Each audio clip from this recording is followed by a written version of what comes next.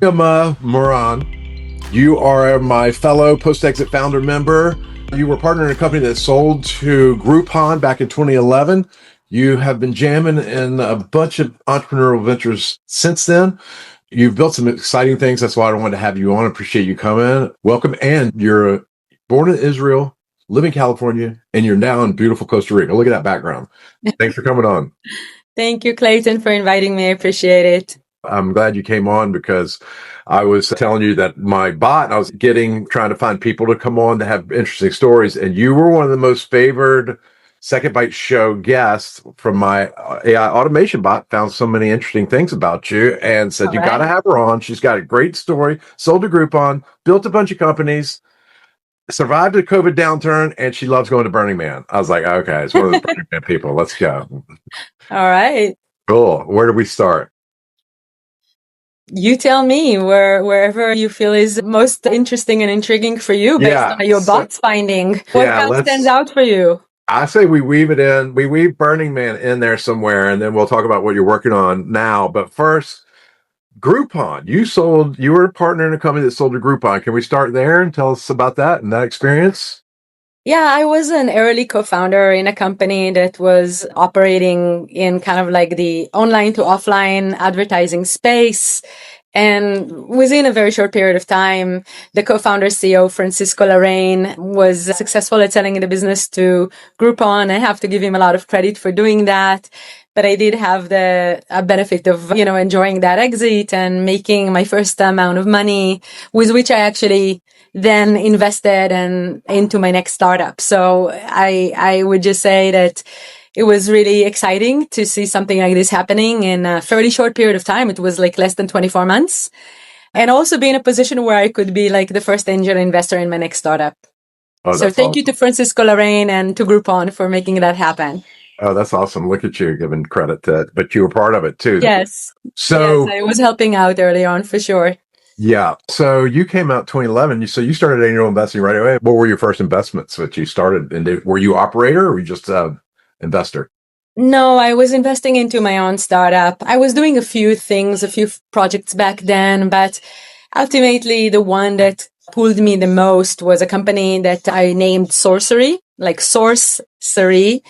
And it was my first foray into the food industry. I was living in California at the time, very inspired by all the kind of local food movement that I saw there, the importance of health and wellness around food, which I found to be really part of the lifestyle in California. And at the same time, as I kind of went deeper into this market, I realized just how fragmented and antiquated it is. So first company, Sorcery, where I kind of put some of the proceeds of that exit, was essentially the vision was to create an online ordering system which would aggregate data from multiple food service suppliers and distributors and enable chefs and food purchasers to look at all of their product suppliers, prices, product information in one place. Think about it like hotels.com or Kayak did for hotels and flights, taking a very large fragmented market, organizing the data, making it searchable, making it browsable, doing that for the food service industry. And the food service industry did have a lot of the same kind of characteristics. Very large market, very fragmented, large suppliers, small suppliers, complex catalogs, very dynamic pricing. All of these made it really hard for small business owners like chefs, restaurant owners, small store owners to actually understand whether they're getting fair prices or not. And that was the goal of Sorcery. It was a software as a service application that essentially created a single interface for ordering, for placing your orders, for tracking your orders, for managing your inventory. And that was my kind of the first startup I did after that exit. And I started it in, maybe that's the connection into Burning Man. I met one of the co-founders of that company, Parrots, in a Burning Man camp. So I think that's where your bot took it, is from an interview where I shared where I met my co-founder. So Burning Man, did you go the whole week? Yeah, there was a period in time. I actually haven't been to Burning Man for many, many, many years. My last Burning Man was 2014. Okay. But there was a time that I did go yearly, and it was a big part of my life and my cultural experience. And I'm very grateful for being there still on the early side before it got very, very commercialized. Yeah, I hear it's a little different now. I have a couple sets of friends that are Burning Man people, and they're different, and they believe in it. It's like a ritual to them. Yeah. I keep saying I'll go, but I'll go for like 2 days, like in the middle. After the traffic's over, get me an RV, come in. I'll come in for 2 days, and they're like, "Oh no, you can't do that." I'm like, "What? I can't just go for a couple days?" They're like, "No, Right. you're missing the whole point, Clayton." I'm like, well, I'm just like, Yeah. I want to dip my toe in it. I don't want to like, what do they call it? Self-sufficient, survive and Mm. whatever in the desert. Yeah. And in the Radical last 2 years, you've self-reliance. seen all the weather. It's been nothing but sandstorms. And I'm like, I don't Mm. know. I'd rather be on the beach, I think, in a 4-star or 5-star hotel than sitting in the desert in an RV trying to fight for my own meals and drinks and fight in the sand. So it does sound interesting, but only for a day. Like I'll do 2 maybe. But anyway, I might get out there at one point.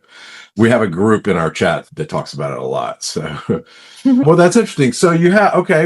And that after you did that, what'd you end up doing? So did you sell that after you built that for the food service industry?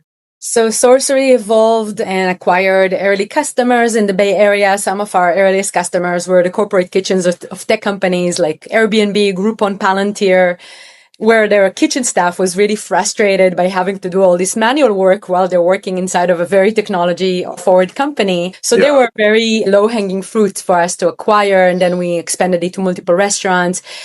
Eventually we hit brick wall, and that was essentially the resistance of the food service distributors to share their data with us. The reason for that, we found out, is that it's actually a very straightforward reason. They didn't want it to be so easy for the purchasers to compare their products to the next door distributor's products, because at the end of the day, these are commodity markets and they're running on very low margins. What I didn't understand, though, when I started a company, is that in this industry, some distributors have very strong concentration. For example, the Cisco's of the world, US Food Service, they have so much power that without their consent, the buyers pretty much don't have much say. Even large buyers eventually rely on these big distributors could get their supplies.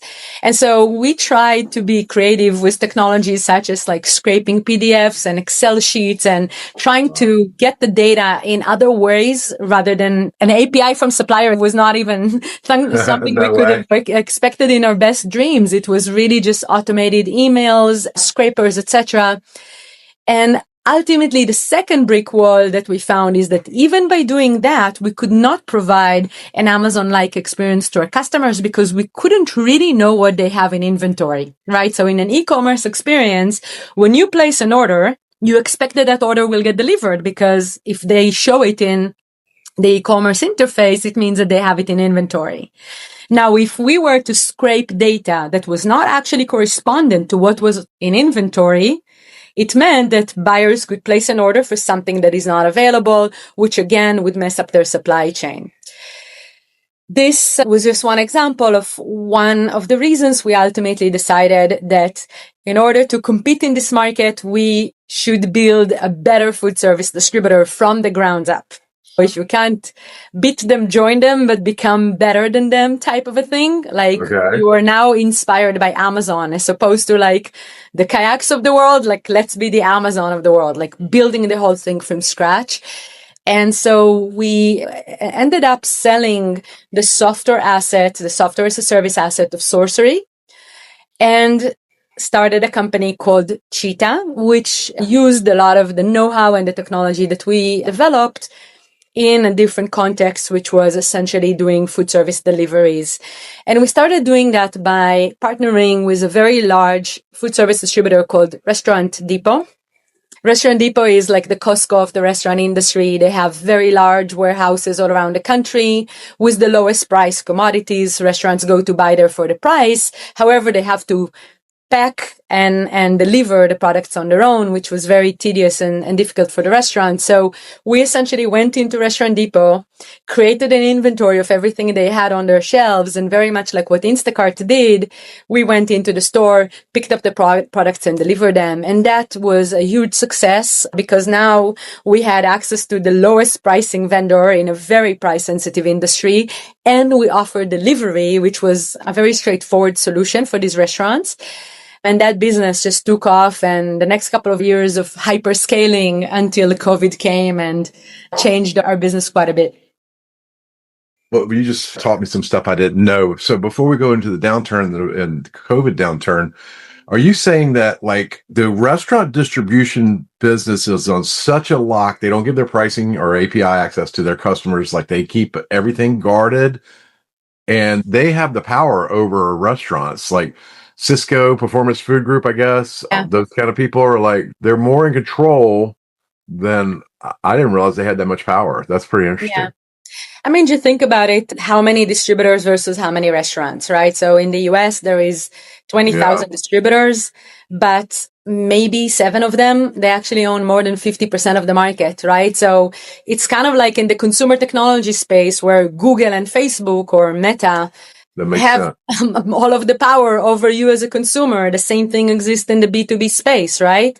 Yeah. Even though there is hundreds of thousands of restaurants locations in the United States, because of that concentration of the distributor side, and because being a distributor is a very logistically intensive business, the seller side has more power in the relationship than the buyer side in this market. Okay. Yeah, I did not know that. That's interesting. Okay. So what were you doing right? And when COVID hit, what was your status and what happened? Yeah, so it was a very interesting period of time because we were delivering out of Restaurant Depot, growing incredibly fast. By 2018, we were about 20% of their volume in the Bay Area got delivered through our platform, and we were distributing out of multiple stores in different states. And then I got a call from Restaurant Depot saying, hey, come to New York, we have to talk. And we were flying to New York, me and my co-founder. In that meeting, the CEO and president of Restaurant Depot, who were actually very much hands-on operators in the company, you're starting to eat into our margins. And I remember I said several times how low margin industry this is. So for every delivery that was coming through Cheetah, we were charging both the buyers, which are the restaurants, and we were receiving a rebate from Restaurant Depot as a kind of almost like a lead fee or revenue share. Yeah. So they're saying, well, at this point, you're eating too much into our margins and you're creating too much disruptions into our operations. We're going to have to cap your volumes and to also cap your geographical expansion. Now, at that point, I already raised millions of dollars in venture capital. Like hearing something like this would be kind of non-acceptable. Sorry? Was this your only client? They were my largest supplier. Yes, they were the largest distributor. Was it that 80-20 rule?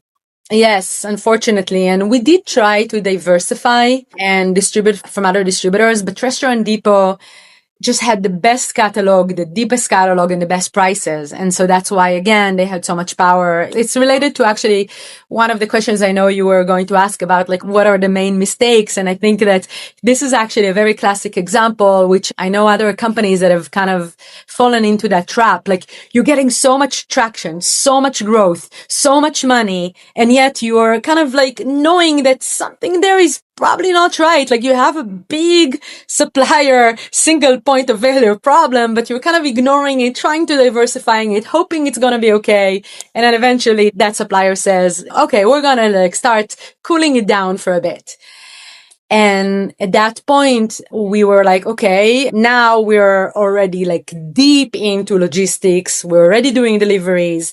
Let's also go deeper and take on the warehousing, the sourcing, the purchasing, etc., which is kind of like the other part of it. I remember us telling that to Restaurant Depot's CEO and president, and the CEO looked at me and said, you know, Nama, warehousing is not for the meek of hearts. And I was telling him, like, do I look like someone who's a meek of heart? Little did I know just how hard and brutal this is going to be. And true warehousing and sourcing and purchasing and managing inventory, I would say, is at least 5-6 times harder than delivery logistics. I can imagine. This was kind of the summer of 2018, and we were able to raise money to do a vertical integration and consolidation of our business, because at that time we were already passing on annual sales of over $150 million. The business had a lot of scale in multiple states, so it looked very attractive to investors. The story of consolidating the supply chain made a lot of sense, especially with the vision of making it technology enabled, which would make it more efficient in the long run. Raised that money, started a very long process, which lasted about 8 months, in which while running our restaurant depot delivery business, we were also building our vertical integration strategy, recruited a team to do that, leased warehouses, purchased the inventory, set up the whole thing, launched it in September of 2019. And then the COVID epidemic started in February 2020. Then in March of 2020 is when all kind of the lockdowns happened. So think about it. It was like September to March, about 5-6 months in which we were like just transitioning into a completely different business operations, tens of millions of dollars in inventory and long-term leases on warehouses and trucks and people that we've hired. And then overnight, the industry shuts down. So I don't know a lot of companies that went from hyperscale to pretty much distressed overnight like this. I'm sure we were not the only ones, but it was definitely something that required a complete change of mindset in a very short period of time. How much were you doing in sales before that happened? As I said, the volume was about 150 million in annual sales across multiple states, 350 employees. Wow. Okay. Growing 2 to 3x year over year. It was exciting business, and all of a sudden it became toxic, like inventory that is perishable is gonna die pretty much if you're not gonna sell it, like within days or a few weeks at most. And so that required like a complete change of mindset. And after kind of taking like a weekend to reflect on it and try to figure out what to do, it was even before the lockdown, just like a couple of weeks before, I realized something really bad is going to happen. I literally went like an hour and a half away from San Francisco to a small hotel with my family, while my friend who lived in New York at the time sent me pictures of empty shelves in Whole Foods. And I was like, okay, consumers are going to need our product. Well, restaurants are not going to need them anymore. And I called my 2 co-founders, Chris and Vince, that weekend. And I said, guys, I think this is going to happen. And we'll have to shift into B2C, from B2B to B2C. We were able to do a very radical transformation within a couple of weeks and open up a B2C delivery service. Wow. With a big news splash and PR splash, kind of being on local news media, telling the local community that we are going to service them and help them, and turned our trucks into mobile distribution centers. So people would basically place orders on our app, which already existed for restaurants. It was very consumer friendly already. We would pick up the orders, put them on the trucks, and then we would park the trucks in empty parking lots. Remember, because it's COVID, everyone was at home. We'd truck the truck and people would come with their cars, open up their trunks, and we would deliver to their cars. And if you want, I can actually share a few pictures of that. Very really cool. Dramatic. I remember like long lines of cars waiting for the food. It looked almost like, like a disaster area where you're like supplying people cool. with like aid food. So yeah, that's what we ended up doing for the next few months. So your model, you had a interface like a Shopify or something like that, where the restaurants could order from you, or the grocery stores were your customers at that point? Customers were, before COVID, mostly restaurants, small, medium restaurants, corporate kitchens. Okay. Yeah. So you had an interface for B2B, and then once you realized it's going to be B2C, how did you make this shift? Did you have to change the whole app? And did you start running ads? And I heard you say you got on the news. Did you do like an ad campaign as well? Yeah. So I will start with a question about the app. So the type of customers we had were small business owners, restaurant owners. So it could be like a daycare, a small store that would buy bulk food for their business. The thing about these SMBs is that they're like a hybrid between consumers and businesses. They shop like consumers, but they essentially run a business. Okay. Yep. So the app was already built to be a very kind of customer friendly app, and we didn't have to make that many changes there. The biggest area where we had to make changes was actually in the purchasing side, because, businesses, restaurants, they buy huge, boxes of chicken thighs or huge boxes of onions. Consumers don't need that much, right? So we needed to start sourcing smaller units for consumers. That was hard. Like all of our suppliers were like B2B suppliers. We now had to build another supply chain for consumers. Some of these distributors did have B2C type of product, so it made it easier, but some of them didn't, and we had to find alternative suppliers. In some cases, we needed to shift the role of our pickers in the warehouse to pickers and packers. So they would actually go with bags and pack items into smaller units. Another thing that we had created is we enabled our customers, our B2C customers, our consumers during COVID to create small purchasing groups. So neighbors would get together, friends would get together, and they would order in bulk, and then they will split between one another. And it was actually very beautiful. Usually there would be almost like a neighborhood captain. The delivery will come to them. They will split the bulk supplies into smaller units, and then the neighbors or their friends or their bigger family would come and pick it up. And a lot of them said that because of Cheetah and the fact that they source their food in this way, it also kind of forced them to come out of their isolation and interact with their bigger family or their neighbors. Yeah. Yeah. And in terms of like advertising or how we went out to market, it was really mostly through PR, like being on local media, on local news was very good. It helped us drive a lot of traffic, word of mouth.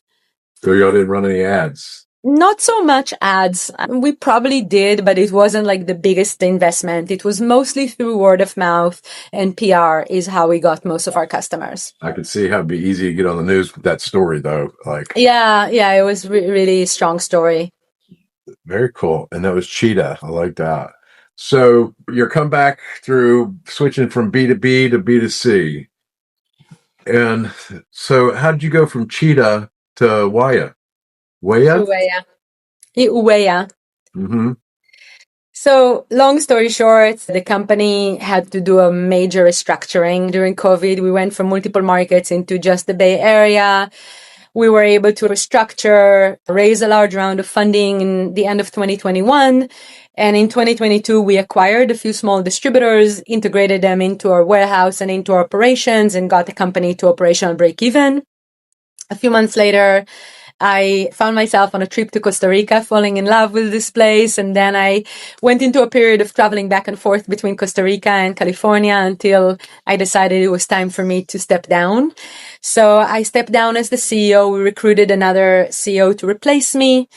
And I took a pretty long sabbatical. I needed time to decompress. It was a lot, what I went through.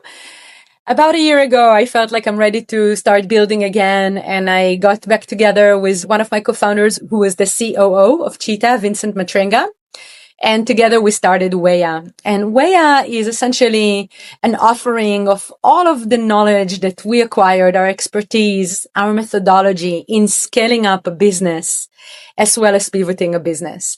So we're essentially offering a service to founders who are scaling up their business and need help with business operations, as well as founders who are facing a different type of strategy shift, which is pivoting their business, having to go through a strategy shift, right? And we are basically offering both an in-person training, which is essentially a multi-day workshop where we are working on the strategy, the positioning, alignment with the team, strategy planning, etc., and a set of AI-enabled frameworks, which we call Weya Frames. It's a play on wireframes, but wireframes that essentially are your kind of buddy for business operations. So imagine you're a CEO or COO. You now have all sorts of frameworks, from root cause analysis to meeting management to board meeting communication to company town halls, everything that has to do with your capital management, process optimization, and people management built into your agent of choice, whether it's OpenAI, ChatGPT, or Claude. And over a period of 3 to 6 months, we integrate it into the company, working as fractional, COO type with your business and setting you up to execute on your strategy. That's what we're doing at Weya. That's very cool. And so you're basically front-loading, preloading custom master prompts for sales, operations, marketing, fulfillment, customer service, and you're using the frameworks of other of your past experiences and builds and or other experts in the field that have public? Yeah, we build these frameworks ourselves. I want to be clear that these frameworks right now are very focused on the business operations. So we're actually not doing sales automation or customer support automation. We're focusing on things that have to do with business process optimization, meeting cadences, people management, culture, leadership, and capital management. So the relationship with investors, whether it's fundraising, investor relations, board management, etc. These are the main areas that we developed frameworks for so far, and we have about 50 frameworks. So really, it's everything that the CEO and COO need to do that are outside of product development and sales development. Very cool. Okay. And the frameworks are preloaded with your experience and other experts' experiences. That we do have an expert network that we're building, and with that expert network, we will add things that are more related to areas outside of our domain of expertise. For example, one of our experts is an HR person, another expert is a customer support executive. So we will be augmenting our operating system. And it's important to understand it is a combination of consulting and AI enablement. It's not an AI tool. It's not an agent. It's really a set of frameworks that are kind of custom developed with our expertise. And so I imagine you're doing a good amount of discovery when you initially get a client. You're doing some discovery, figuring out who they are, what their unique parts about their business, and then you're developing around their company, and then developing the AI around their company. Are you using any one platform? ChatGPT, OpenAI, Claude? We're using Claude. So our frameworks are built as skills inside of Claude. The initial workshop, which we do, which is a multi-day workshop, depending on the abilities of the team, is when we understand what's the current status of the team, what is the strategic inflection point they're navigating. And then we do a very in-depth gap analysis that kind of shows us what is the map from where they are today to where they need to be. What are those different gaps across the different areas of the company? In business operations, in customer support, in sales, etc.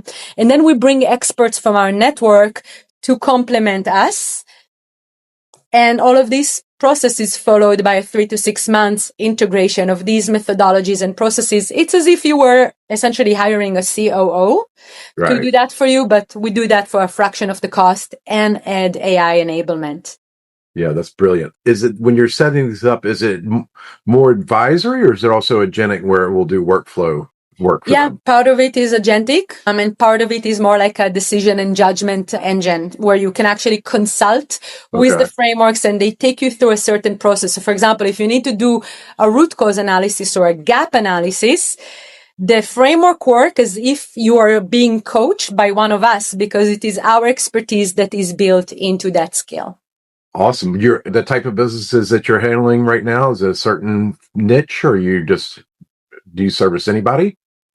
Yeah, so the ideal target customer for us are companies that already have product market fit, usually in the $1 to $10 million range, that are ready to scale their business to $100 million, right? And they need to basically have that mindset change and operations change to go from a product market fit to scale up. Mm-hmm. That's for the scale up program. For the pivot program, the sweet spot again is similar to where we were ourselves, where you already have some scale in your business, but there is an external factor which kind of indicates that you need to pivot, right? Right now, for example, we're seeing a lot of SaaS companies having to pivot their model because of the disruption caused by AI agents. Or we're seeing companies that are being disrupted by tariffs or geopolitical dynamics, right? But they already have some scale, they already have customers, they have a product that they need to keep servicing, while they also need to wear on the innovation hat and come up with another strategy. That's a really good sweet spot for us to work with companies that need to pivot. I like it. And you say you also do the consulting too. So after you do the discovery and you do the implementation, you also imagine have follow-on conversations with them about how to maximize the use of the AI in their business.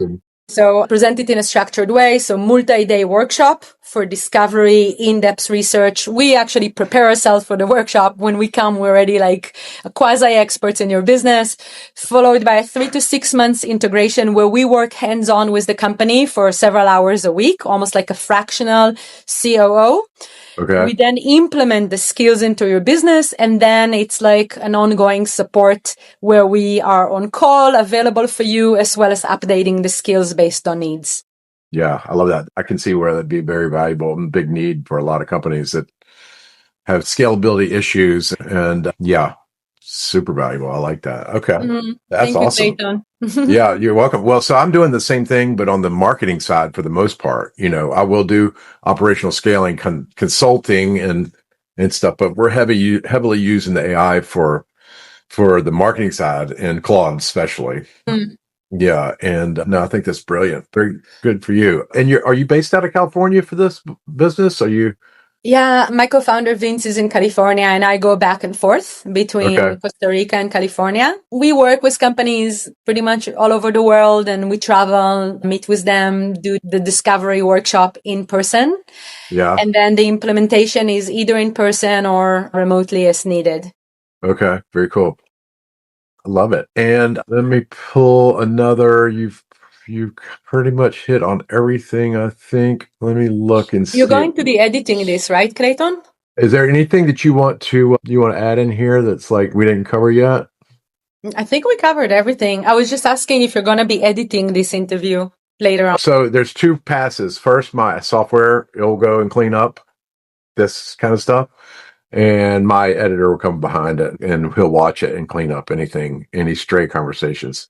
It doesn't need much editing. I mean, we talked in the beginning, but after that, we've been going the whole time. I mean, you've been very good about like keeping the conversation going. Is there anything else I should ask you about this? Like before you? No, I mean, you didn't go through your questions, so it depends on how much you want to stick to the questions in the page that you sent me. But as far So, as I'm concerned, I like addressed a lot of the things that are no, relevant to my. I only follow that as a framework, not as a, must have like literally ask this individually, but I did ask you all those. But before I ask you my last question, which is if you had to start from zero, I wanted to see if there's anything else you wanted to say about the business or the company or anything before I move on. About Wea, I felt like I said quite a bit, so let's keep it to that. Described it very well. I think Yeah. people will have a good understanding of what you do and how you do it. Yeah, I appreciate you giving me the opportunity to talk about it. All right. This is a good last and final, and you're probably perfect candidate for this because you've done so much. You've built and scaled and recovered from downturns. If you had to start for tomorrow from zero, what would you do? How would you do it to scale the fastest? Well, I think that if I were to start again, which is what I'm doing right now, I would go for just a much more agile model, which, when you're working in physical world businesses with real world infrastructure, it's just harder to be agile. You have to move atoms from one side to another.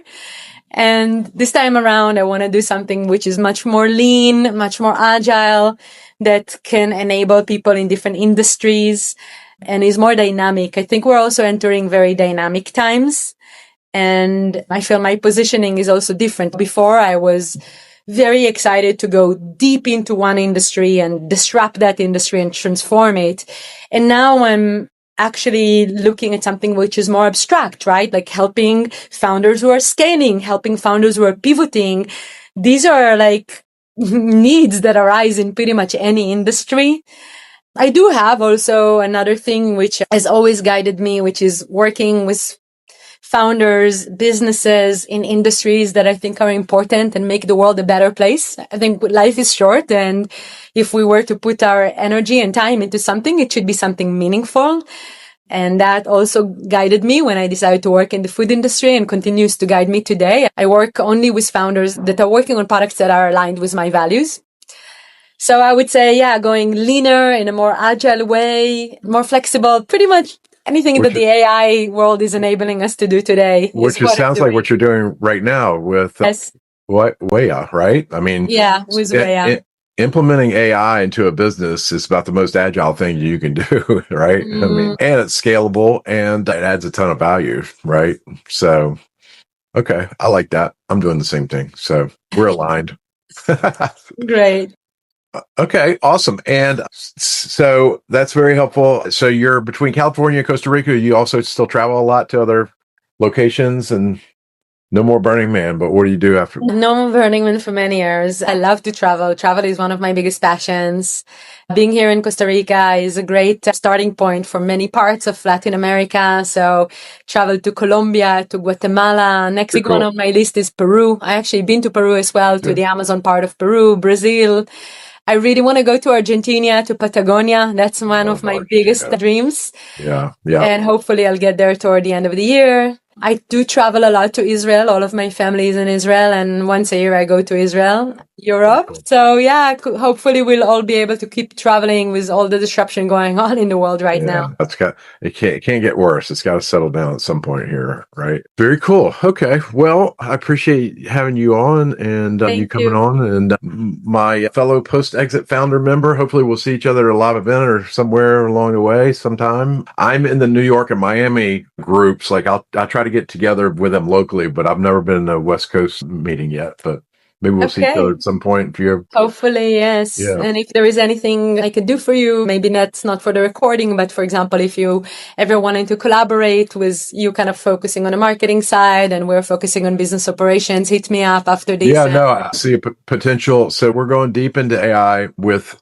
implementing. So the thing we're doing now, so I was Lee, marketing, SEO, that was my superpower coming out of my last exit, like driving traffic, leads, e-commerce, ads, and then fulfillment operations. I just got really good at like operational efficiencies and fulfillment.